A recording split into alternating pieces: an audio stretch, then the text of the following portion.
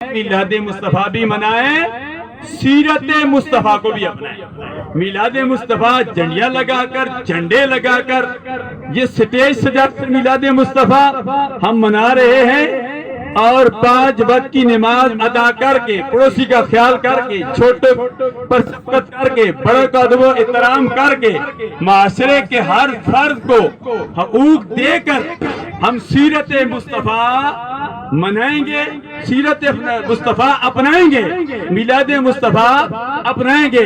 آخری بات عرض کرتا ہوں، جو میں نے قرآن مجید فرقان حمید کی آیت پڑھی ہے، پھر کہیں گے غانی صاحب نے آیت پڑھی ہے، اس کا ترجمہ نہیں کیا، ترجمہ کرنے کا وقت بھی نہیں ہے۔ میں صرف اشارہ کرتا ہوں کہ ہم میلاد مصطفیٰ منا کر قیامت کے دن جنت میں جانے کی تیاری کر رہے ہیں۔ الحمدللہ ہم نے جنت میں جانا ہے۔